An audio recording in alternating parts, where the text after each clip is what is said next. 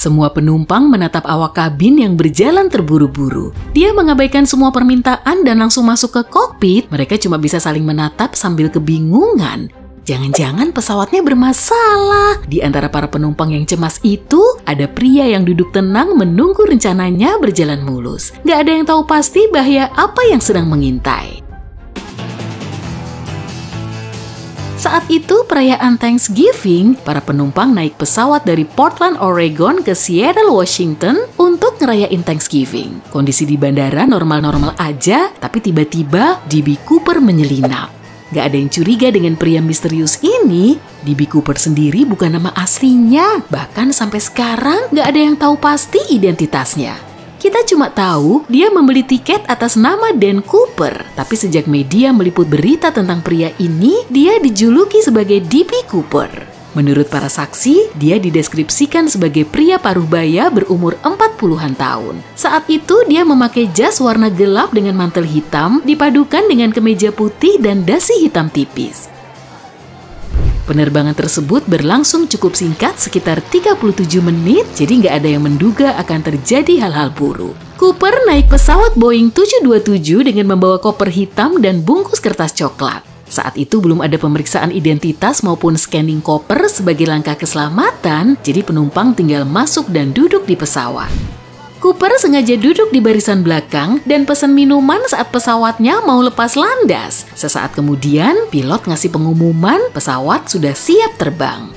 Semua penumpang udah nggak sabar pengen makan kalkun lezat bareng keluarganya dalam setengah jam ke depan. Tapi Cooper punya rencana lain, dia menunggu sampai pesawatnya mengudara.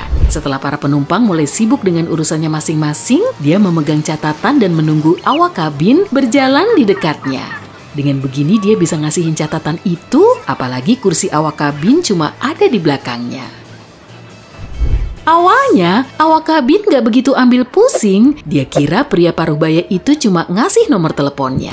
Tapi Cooper membungkukkan badan dan minta dia untuk ngebaca catatannya. Wajah awak kabin itu seketika pucat. Dia nggak tahu kalau Cooper memang serius atau cuma iseng. Tapi ekspresi muka Cooper kelihatan serius. Di kertas itu tertulis kalau dia membawa barang berbahaya. Biar semua penumpang tetap aman, dia minta uang $200.000 atau sekitar 3 miliar rupiah paling lambat jam 5 sore. Bagi Cooper sebagai perusuh di pesawat, uang segitu memang gak seberapa, tapi dalam kurs sekarang nilainya sekitar $1,4 juta atau 21 miliar rupiah. Dia juga minta 2 parasut cadangan dan 2 parasut utama. Awak kabin langsung ngasih tahu pesan Cooper ke pilot dan dia segera mengumumkan isinya lewat radio. Para penumpang akhirnya tahu rencana Cooper dan mereka udah curiga sejak si awak kabin kelihatan gelisah dan gak nyaman. Saat pesawat mendarat di Seattle, Cooper masih belum puas. Rupanya dia yakin banget sama rencananya. Setelah ngasihin uang itu, kru pesawat mulai ngisi bahan bakar supaya Cooper bisa ngelanjutin rencananya.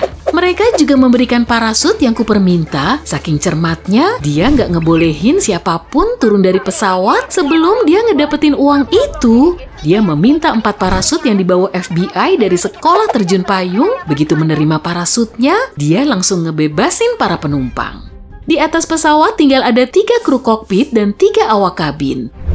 Cooper marah karena mereka lamban saat mengisi bahan bakar. Ditambah lagi mereka nggak nyerahin uangnya di dalam ransel seperti yang dia minta, tapi para saksi mengatakan dia tetap tenang dan nggak ngamuk ke orang lain. Akhirnya pesawat itu lepas landas dan gak ada yang tahu rencana Cooper. Dia nunjukin rencana penerbangannya ke pilot, lalu menyuruhnya terbang ke kota Meksiko sepelan mungkin pada ketinggian 3.000 meter. Diduga dia punya pengalaman penerbangan karena rute itu tersusun sangat rapi. Cooper minta mereka nggak menarik roda pendaratan saat lepas landas dan ngebiarin kabin pesawat nggak bertekanan.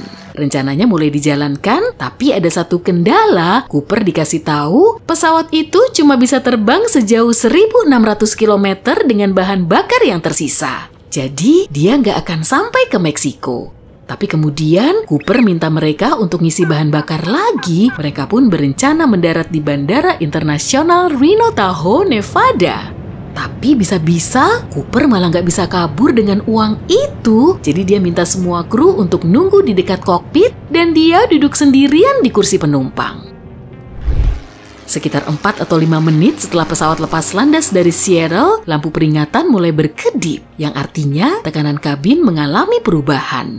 Salah satu saksi sempat ngelihat Cooper mulai masukin uang tebusan ke pinggangnya saat dia memakai parasut. Awak kabin juga menawarinya bantuan lewat intercom, tapi dia menolak dan setelah itu dia nggak bilang apa-apa lagi.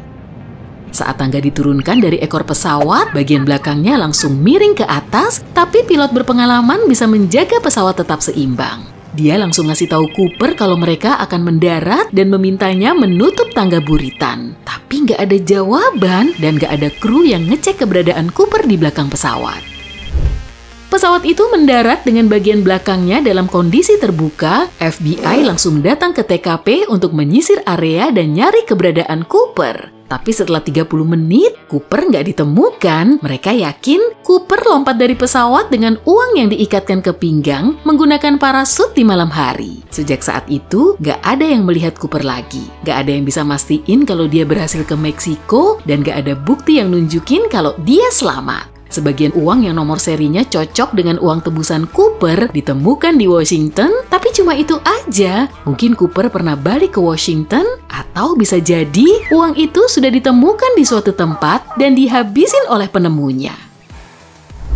Kalau Cooper masih hidup, mungkin umurnya sudah 90-an tahun, jadi kemungkinan besar dia sudah meninggal. Tapi bukan berarti kasusnya berakhir buntu ya. Banyak orang bahkan terobsesi dengan D.B. Cooper, lalu mendatangi FBI untuk ngasih tahu merekalah pelakunya. Ternyata mereka cuma cari perhatian. Siapa juga yang nggak mau jadi pusat perhatian dalam kasus ini? FBI bahkan percaya Cooper orang Kanada karena namanya diambil dari karakter buku komik yang bercerita tentang seseorang yang pernah lompat dari pesawat. Jadi banyak teori bermunculan, tapi nggak ada yang meyakinkan. Ada juga sketsa Cooper yang beredar luas, tapi nggak bisa dikonfirmasi. Cooper jadi seleb dan idola bagi sebagian orang, bahkan ada juga yang bikin komunitas CooperCon sebagai ajang pertemuan para penggemar pria misterius ini. Mereka ngumpulin teori dan bukti-bukti yang nunjukin keberadaannya, tapi nggak ada yang tahu pasti. Pada tahun 2016, FBI menghentikan pencarian D.B. Cooper. Mereka bilang kasus ini telah menyita banyak waktu dan mengecapnya sebagai salah satu investigasi paling melelahkan sepanjang sejarah. Yang kita tahu, peristiwa ini telah mengubah pemikiran dan sikap kita saat naik pesawat.